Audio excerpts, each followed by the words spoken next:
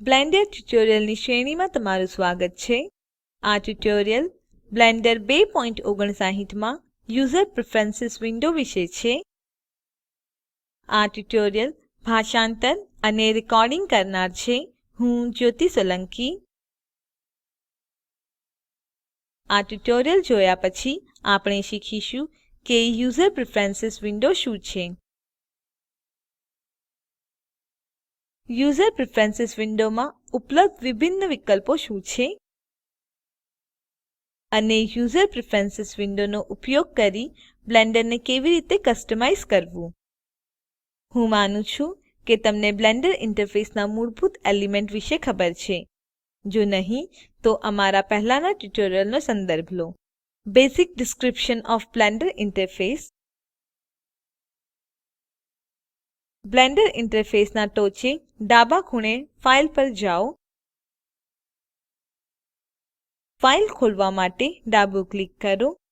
અહીં અમુક વિકલ્પોની યાદી છે જે પહેલેથી જ બ્રાઉઝર અને ઇન્ફો પેનલ વિશેના ટ્યુટોરિયલમાં સમજાવેલ છે. યુઝર પ્રેફરન્સ પસંદ કરો. કીબોર્ડ શોર્ટકટ માટે Ctrl Alt અને U દબાવો.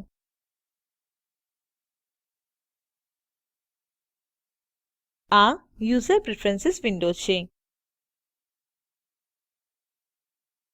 યુઝર પ્રેફરન્સ વિન્ડોના ટોચના ડાબા ખૂણે ઇન્ટરફેસ પર જાઓ. આમાં બ્લેન્ડર ઇન્ટરફેસને કસ્ટમાઇઝ કરવા માટે ઘણા વિકલ્પો છે. મૂળભૂત જરૂરી વિકલ્પો પહેલાથી સક્રિય છે. ડિસ્પ્લે મિની એક્સિસ 3ડી વ્યૂના નીચે ડાબા ખૂણા પર આવેલ મિની એક્સિસનું માપ નિયંત્રિત કરે છે. મૂળભૂત માપ 25 છે. હું બ્લેન્ડર ટ્યુટોરિયલ શ્રેણીમાં વધુ સારી રીતે જોવા માટે માપ 60નો ઉપયોગ કરું છું. ચાલો હું સમજાવું. યુઝર પ્રેફરન્સ વિન્ડોને બંધ કરો. 3ડી વ્યૂના નીચે ડાબે ખૂણે આપણે મિની એક્સિસ જોઈ શકીએ છીએ. મિની એક્સિસ બ્લેન્ડરમાં 3ડી સ્પેસના ગ્લોબલ ટ્રાન્સફોર્મ એક્સિસ રજૂ કરે છે. બ્લેન્ડરમાં એનિમેટિંગ કરતી વખતે આ ઉપયોગી છે. આપણે ગ્લોબલ અને લોકલ ટ્રાન્સફોર્મ વિશે પછીના ટ્યુટોરિયલમાં વિગતવાર ચર્ચા કરીશું. યુઝર પ્રેફરન્સ વિન્ડો ખોલવા માટે Ctrl Alt અને U દબાવો. રોટેટ અરાઉન્ડ સિલેક્શન સક્રિય કરો. આ તમને પસંદ કરેલ વસ્તુની કેન્દ્રની ફરતે ભ્રમણ કરાવશે. ચાલો જોઈએ આનો અર્થ શું છે. યુઝર પ્રેફરન્સ વિન્ડો બંધ કરો. 3ડી વ્યૂમાં લેમ્પ ઉપર જમણું ક્લિક કરો.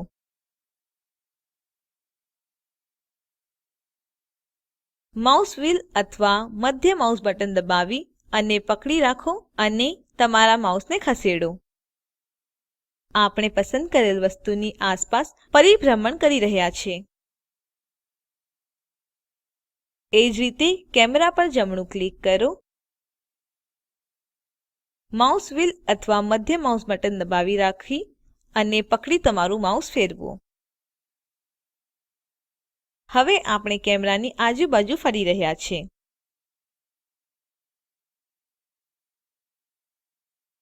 યુઝર પ્રેફરન્સ ખોલવા માટે Ctrl Alt અને U દબાવો. એડિટિંગ પર ડાબું ક્લિક કરો. આ પેરામીટર્સ ધરાવે છે જે ઓબ્જેક્ટ એડિટિંગ મોડ અથવા એડિટિંગ મોડમાં બ્લેન્ડરના વર્તનને પ્રતિબિંબિત કરે છે. ફરીથી મૂળભૂત વિકલ્પો ડિફોલ્ટ રીતે સક્રિય થયા છે. ગ્લોબલ અન્ડુ સ્ટેપ્સની સંખ્યા વધારે અથવા ઘટાડે છે જે એડિટિંગ કરતી વખતે જરૂરી હોય છે. ઇનપુટ પર ડાબું ક્લિક કરો. અહીં આપણે બ્લેન્ડરમાં ઉપયોગી બધી જ કીબોર્ડ શોર્ટકટને કસ્ટમાઇઝ કરી શકીએ છીએ. બ્લેન્ડરમાં એમ્યુલેટ 3 બટન માઉસ તે તમારા 2 બટન માઉસને 3 બટન માઉસ તરીકે બનાવશે. સિલેક્ટ વિથ તમારા માઉસના સિલેક્શન વિકલ્પોને જમણીથી ડાબી તરફ બદલી શકે છે. આ ડાબા હાથના ઉપયોગકર્તાઓ માટે ઉપયોગી છે. એમ્યુલેટ નમપેડ તમારા કીબોર્ડ પર નંબર કીઝ બનાવશે જે બ્લેન્ડરમાં નમપેડ કી તરીકે વર્તન કરશે. આ લેપટોપ ઉપયોગકર્તાઓ માટે ઉપયોગી છે જેના કીબોર્ડ પર અલગથી નમપેડ નથી.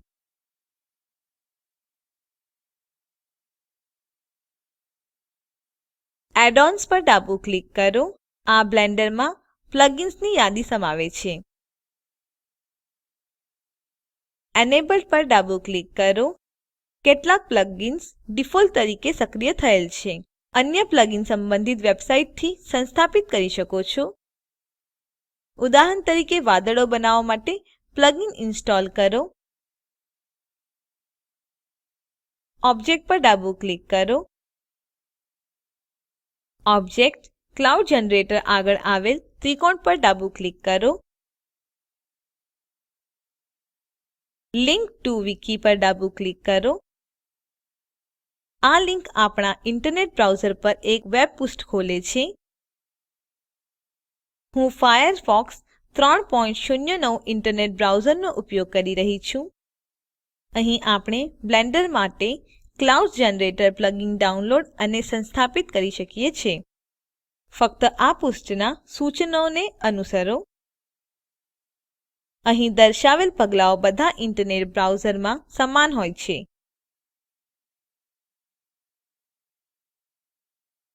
થીમ પર ડાબું ક્લિક કરો. અહીં તમે બ્લેન્ડર ઇન્ટરફેસની દરેક પેનલના રંગ બદલી શકો છો.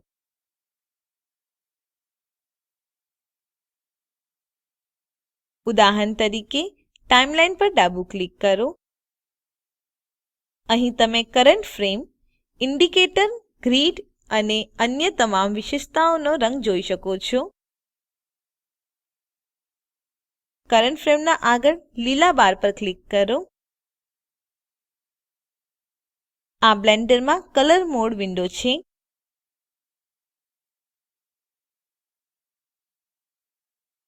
અહીં લીલા વિસ્તાર પર સફેદ ડોટ કરન્ટ ફ્રેમ ઇન્ડિકેટરના રંગને નિયંત્રિત કરે છે. સફેદ ડોટ પર ડાબું ક્લિક કરો.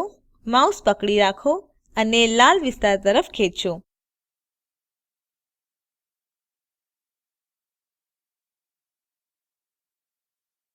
ડાબું ક્લિક છોડી દો. નોંધ લો RGBની કિંમતો પણ કેવી રીતે બદલાઈ ગઈ છે. આ રીતે આપણે અન્ય યાદી થયેલ વિકલ્પોના પણ રંગ બદલી શકીએ છીએ. ફાઇલ પર ડાબું ક્લિક કરો.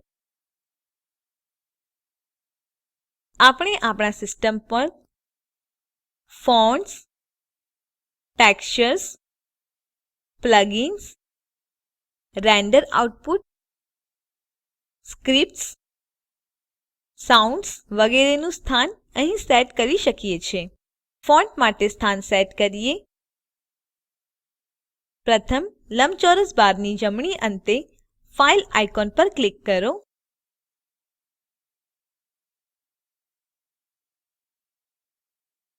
ફાઇલ બ્રાઉઝર ખુલે છે.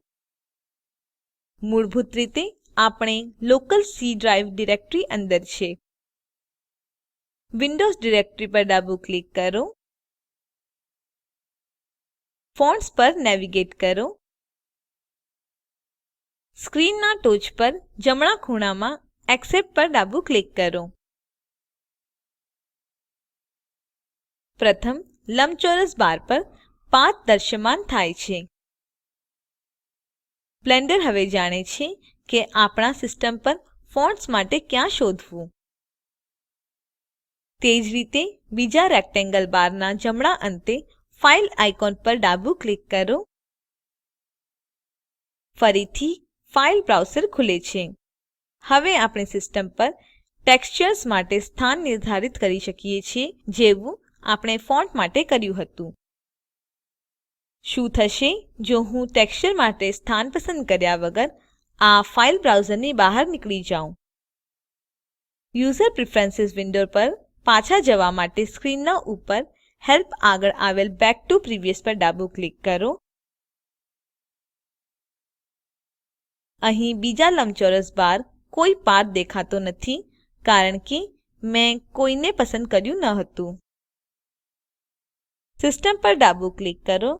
અહીં આપણે જે કમ્પ્યુટરનો ઉપયોગ કરી રહ્યા છે તેની પ્રોપર્ટીઝ અનુસાર બ્લેન્ડર સુયોજનો કસ્ટમાઇઝ કરી શકીએ છીએ. DPI બ્લેન્ડરમાં ડિસ્પ્લે માટે ફોન્ટ માપ અને રિઝોલ્યુશન બદલે છે. બ્લેન્ડરમાં ડિફોલ્ટ DPI 72 છે. બ્લેન્ડર ટ્યુટોરિયલની શ્રેણીમાં વધુ સારી રીતે જોવા માટે હું DPI 90 નો ઉપયોગ કરી રહી છું.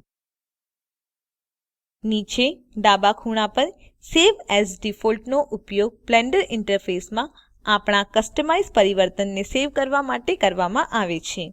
કીબોર્ડ શોર્ટકટ માટે Ctrl અને U દબાવો. તો આ યુઝર પ્રેફરન્સ વિન્ડો વિશે મૂળભૂત જાણકારી હતી.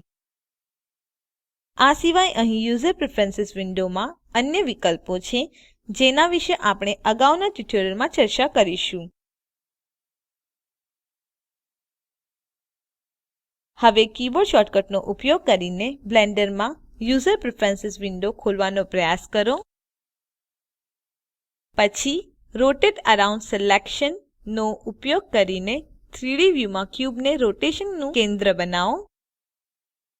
બ્લેન્ડરમાં ક્લાઉડ જનરેટર પ્લગઇન સંસ્થાપિત કરો. ટાઇમલાઇનમાં કરન્ટ ફ્રેમ ઇન્ડિકેટરનો રંગ બદલો અને આપણા કમ્પ્યુટર પર રેન્ડર આઉટપુટ માટે સ્થાન સુયોજિત કરો.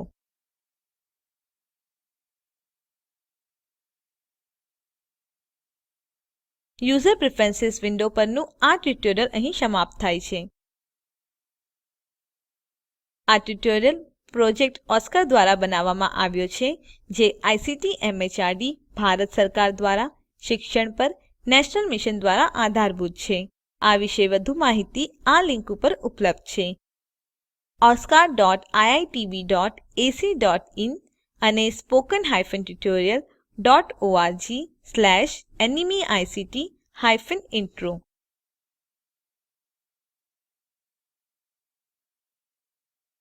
સ્પોકન ટ્યુટોરિયલ પ્રોજેક્ટ સ્પોકન ટ્યુટોરિયલોની મદદથી વર્કશોપ આયોજિત કરે છે. જેઓ ઓનલાઈન પરીક્ષા પાસ કરે છે તેમને પ્રમાણપત્ર આપે છે. વધુ વિગતો માટે contact@spoken-tutorial.org ઉપર સંપર્ક કરો. IIT બોમ્બે તરફથી ભાષાંતર કરનાર અને રેકોર્ડિંગ કરનાર હું જ્યોતિ સોલંકી વિદાય લઉં છું. જોડાવા બદ્દલ આભાર.